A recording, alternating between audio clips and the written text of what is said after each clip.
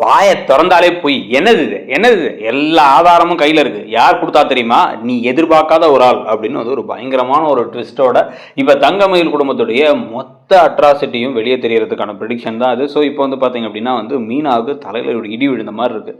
இப்போ தூரத்தில் விஷயங்கள் நடந்து நம்ம மேலே மட்டும் அவங்க கேஸ் போடலன்னா நம்ம அங்கே போய் பேசினதுனால நம்ம வந்து அவங்களுக்கு சப்போர்ட் பண்ணுறோம்னு நினச்சிட்டாங்க. இதை சும்மா விடக்கூடாது அப்படின்னு சொல்லி யோசிச்சுட்டு இருக்காங்க. இப்போ தான் வந்து பார்த்தீங்க அப்படின்னா இவர் லாயரோட வந்து அவங்க அப்பா மீனாவோட அப்பா வந்து மீனாட்ட பேசுகிறாரு. பாருமா, லாயர் நல்ல லாயர் தான். நான் தனியாக ஒரு லாயரை கூப்பிடலாம்னு நினச்சேன். ஆனால் வந்து இந்த முத்துவேல் சக்திவேல் நல்ல லாயரை தான் கூப்பிட்டு வந்திருக்காங்க. அவங்களுக்கே எப்பயுமே வந்து எல்லா பிரச்சனைகளையும் பார்த்துக்கிற லாயர். ஸோ பெரியவர் தான். ஆனால் அவர் என்ன சொல்கிறார் அப்படின்னா வந்து இது வந்து டொமஸ்டிக் வயலன்ஸ் கேஸு.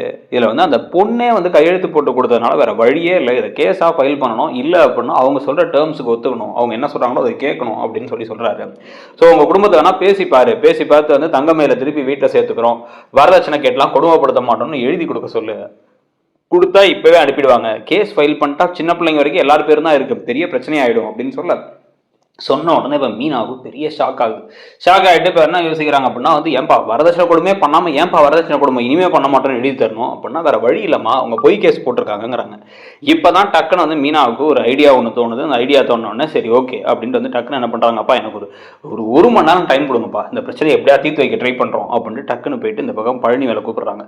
பழனி வேலை கூப்பிட்டு சித்தப்பா அப்படின்னா என்னது அப்படின்னா என் கூட கொஞ்சம் நீங்கள் தங்கமயிலக்கா வீடு வரைக்கும் வர முடியுமா அப்படின்னு கேட்க, தங்கமயிலக்கா வீடு வரைக்கும் இப்போ எப்படி அங்கே வர்றது, அங்கே வந்து அவங்க அம்மா அப்பா இருப்பாங்க, இதனால ஒரு 10 பைசா பிரயோஜனம் இல்லை மீனா, நம்ம இங்கே இருக்க பிரச்சனை தான்மா பார்க்கணும் அப்படின்னு வந்து சொல்ல, இல்லை மாமா இல்லை சித்தப்பா எனக்கு நல்லா தெரியும், ஒரு ஐடியா ஒன்று எனக்கு இருக்குது, என்ன பண்ணுங்க அப்படின்னா வந்து அப்படின்ட்டு வந்து கடற்கடன்னு ஏதோ வந்து காதில் வந்து சொல்கிறாங்க. சொன்ன உடனே என்ன பண்ணுறாங்க அப்படின்னா வந்து பழனிவேல் டக்குன்னு கிளம்பி போயிட்டு முத்துவேல் சக்திவேல் கிட்டக்க போயிட்டு இப்போ எதையோ பேசுகிறார். பேசின உடனே இதெல்லாம் இப்படா வேலைக்கு ஆகும் அப்படிங்கிறாரு முத்துவேல்.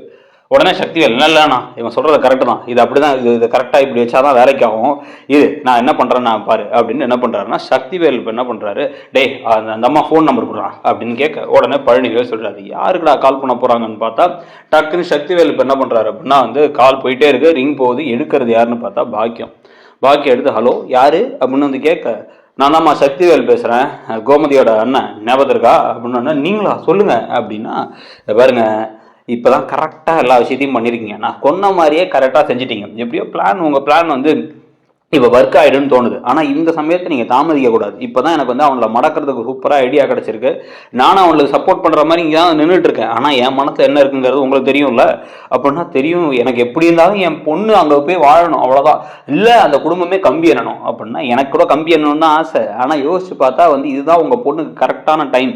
இப்போ நீங்கள் என்ன பண்ணுங்க அப்படின்னா வந்து உங்கள் பொண்ணை கூப்பிட்டுக்கிட்டு நேராக கிளம்பி வாங்க. இவனுங்க ஆல்ரெடி வந்து இப்போ மனசு மாறிட்டாங்க, நாங்கள் ஒரு லாயரை கூப்பிட்டு வந்துருக்கோம், எங்கள் லாயரை வச்சே நாங்கள் வந்து அங்கே பேச போகிறோம், பேசி என்னன்னா வந்து வேற வழியே இல்லை உங்களுக்கு, ஒன்று உங்கள் வீட்டில் இருக்கிற எல்லா இந்த ஒரு சின்ன பொடுசு வரைக்கும் எல்லாத்தையும் தூக்கி உள்ளே போட போகிறாங்க, இல்லைனா வந்து தங்கமயில ஏற்றுக்கணும்னு கையெழுத்து போட்டு தரணும் அப்படின்னு சொல்லிட்டு நீங்கள் இப்போ என்ன பண்ணுங்கள், உங்கள் பொண்ணையும் கூட்டு வந்து கை காமிக்க சொல்லுங்கள், கொஞ்சம் ஸ்ட்ராங்காக இருந்து வந்து இவங்க தான் என்னை கொடுமைப்படுத்தாங்க, இவங்க தான் இது பண்ணாங்க, இப்போ கூட நான் அதெல்லாம் மன்னிக்கிறதுக்கு தயாராக இருக்கேன் அப்படின்னு போலீஸ் முன்னாடி ஒரு பஞ்சாயத்து மாதிரி பேசி கையெழுத்தை மட்டும் வாங்கிடலாம், கூட்டு வரீங்களா அப்படிங்க.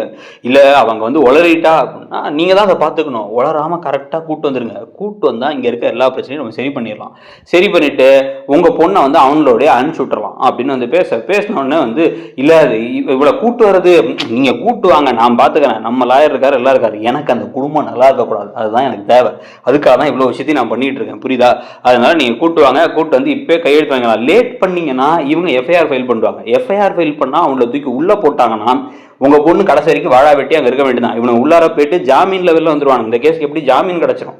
ஸோ உள்ளார ஒரு வாரம் 2 வெளில வந்தாங்கன்னா நம்ம வீட்டில் இருக்க எல்லாத்தையும் உள்ள தூக்கி போட்டானுங்கிற கோபத்தை கடைசி வரைக்கும் ஏற்றுக்க மாட்டானுங்க. இப்போ அந்த கேஸ் எஃப்ஐஆராக மாறுறதுக்கு முன்னாடி இதை மாற்றிடணும் அப்படின்னு சரி ஓகே அப்படின்னு வந்து இவங்க வேகமாக நாங்கள் கிளம்பி வராங்க. அவங்க கிளம்பி வராங்களாண்டாங்க அப்படின்னோடனே சரி இதான் கரெக்டான டைம் அப்படின்னு டக்குன்னு என்ன பண்ணுறாங்க அப்படின்னா மீனாவும் பழனிவேலும் கிளம்புறாங்க.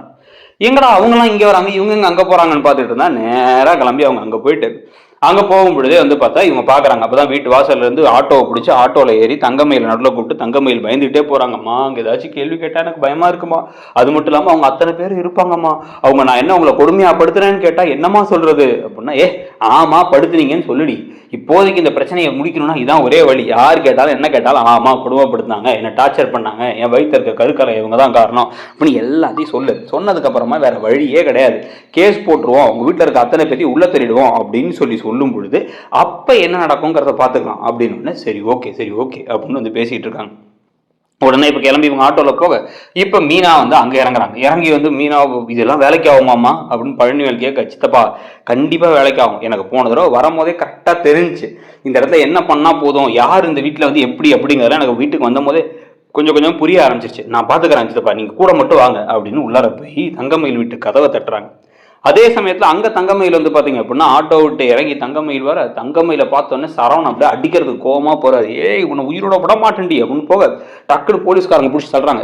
தள்ளியா என்ன நினச்சிட்டு இருக்கோம் மனசில், எங்க முன்னாடி எப்படி நடந்துக்கிற, அப்புறம் எப்படிலாம் நீ நடந்துப்ப அப்படின்னா, மேடம் இவங்க சொன்னது எல்லாமே பொய் மேடம், இவ பேசி மொத்த உடம்புமே பொய் தான் கிடக்கு அப்படின்னு வந்து பேச, இந்த பாரு அதெல்லாம் நாங்கள் பார்த்துக்குறோம், அந்த போட்டு ஸ்டேட்மெண்ட் கொடுத்துருச்சு, இப்போ நீங்கள் என்ன செய்ய போறீங்க, இப்போ கடைசியாக வந்து அவங்க உங்களுக்கு ஒரு சான்ஸ் தராங்க, நீங்கள் இப்போவே வந்து ஒரு கையெழுத்தை போட்டு கொடுத்து, இல்லை இனிமேல் நாங்கள் இந்த மாதிரிலாம் பண்ண மாட்டோம், இது வரைக்கும் நாங்கள் பண்ணதெல்லாம் தப்பு, இதுக்கப்புறம் ஒழுங்காக வச்சு வாழ்வோம்னு சொன்னால் இந்த பிரச்சனை முடிஞ்சிடும். இல்லை அப்படின்னா கேஸை போட்டுருவேன், எல்லார் பேரும் அங்கே கொடுத்துருக்க லிஸ்ட்டில் இருக்க அத்தனை பேரும், இந்த குழலி வேறு எப்போ வராங்க பெங்களூர்லதுன்னு தெரியல, அவங்களையும் கூப்பிட்டு போகிறோம், எல்லாத்தையும் உள்ள தூக்கி போட்டுருவோம், உங்கள் குடும்பமே கம்பி என்ன வேண்டிதான் அப்படிங்க.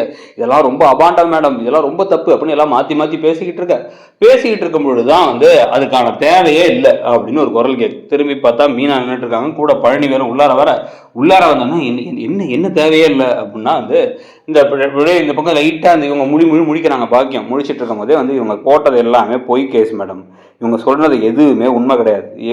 ஏங்கா உங்களை கொடுமைப்படுத்தினாங்களா, நம்ம அத்தை உங்களை கொடுமைப்படுத்தி வரதட்சணை வேணும்னு கேட்டாங்களா, அவங்க வாயில வரதட்சணைங்கிற வார்த்தை என்னைக்காச்சும் வந்திருக்கா அப்படின்னு பேச திருன்னு முடிக்கிறாங்க தங்கமயில். இதோ பாருங்க மேடம், நான் சொன்னா நம்பாட்டி என்ன, இந்த ஒரு சொல்ற ஆள் சொல்ல வேண்டிய ஆள் ஒருத்தவங்க சொல்றாங்க பாருங்க அப்படின்னு காமிக்க. யாருன்னு பார்த்தா அதுல சுடர்கிட்டக்க போய் நேராக மீனாவும் பழனிவேரும் போயிட்டு அவங்க வந்து இந்த பாருமா உன் அக்காவோட வாழ்க்கையை காப்பாற்றணும்னா இந்த மாதிரி ஒரு உங்கள் அம்மா அப்பா சொல்கிற மாதிரி மோசமான ஒரு முடிவு எடுக்கிறதுனால ஒரு 10 பைசா பிரோஜனம் கிடையாது. அவங்கள வந்து கொஞ்சம் டைம் ஆச்சு கொடுக்கணும். டிவர்ஸே அப்ளை பண்ணாலும் டிவர்ஸ் ப்ரொசீடிங் நடக்கிறதுக்கான நாளுக்குள்ள மனசை மாற்றுறதுக்கு கவுன்சிலிங் போகிறதுக்கு எத்தனையோ வழிகள் இருக்குது. இப்போ உங்கள் அம்மா அப்பா பண்ணுறது ஃப்ராடுத்தனம், உங்கள் அக்காவோட வாழ்க்கை இன்னும் மோசமாக தான் இருக்கும். இப்படி ஏராளமான காரியங்கள் செஞ்சப்பறம் அவங்களை எப்படி வீட்டில் சேர்த்துப்பாங்கலாம் கேட்டதுனால சுடர் ஆமாம் எங்கள் அம்மா அப்பா வந்து பொய் சொல்லி தான் அந்த கேஸ் போட்டிருக்காங்க, இவங்க தான் நிறைய பொய் சொல்லி கல்யாணம் பண்ணாங்க, வரதட்சணை கேட்டு அந்த வீட்டில் குடும்பம்லாம் படுத்தலை, எங்கள் அக்காவுக்கு வந்து அவங்க ப்ரெக்னென்ட்டே ஆகலை, அந்த கிட்டு தான் தப்பாக காமிச்சிருச்சு அப்படிங்கிறலாம் ஒன்று சொல்ல அந்த வீடியோ ஆதாரத்தை போட்டு காமிச்சதோ இவங்க தங்கச்சியே சொல்லியிருக்காங்க அப்படிங்க. இது மேடம் அவங்க ஏதோ என் பொண்ணை மிரட்டிட்டாங்க அப்படின்னா, ஏன் சரி ஒன்றும் இல்லை மேடம், இப்போ மட்டும் என்ன பண்ணுங்க, இந்த தங்கமயிலுக்காக ரூம்குள்ள கூட்டு போயிடுங்க, இவங்க இந்த பக்கம் வெளியே இருக்கட்டும், தனியா வச்சு விசாரிங்க, தனியா வச்சு விசாரிச்சா 5 நிமிஷத்துல உண்மையெல்லாம் சொல்லிடுவாங்க இவங்களே அப்படின்னு ஒன்று வந்து இப்போ திரு முடிக்கிறாங்க. முடிச்சு என்ன மன்னிச்சிருங்க அப்படின்னு வந்து இந்த பக்கம் தங்கமயில் கத்த, ஐயோ எல்லாம் போச்சுன்னா அவங்க 2 பேரும் அந்த பக்கம் முடிக்கிறதுலாம் நடந்தா கரெக்டா இருக்குன்னு தோணுது. உங்களுக்கு என்ன தோணுதுங்கிறத சொல்லுங்க அந்த ப்ரெடிக்ஷனை பத்தி. அப்படியே நம்ம சேனல்ல இருக்கக்கூடிய மற்ற ப்ரெடிக்ஷன் வீடியோஸையும் பார்த்துட்டு நம்ம சேனலை சப்ஸ்கிரைப் பண்ணலாம், சப்ஸ்கிரைப் பண்ணிக்கோங்க. தேங்க்யூ.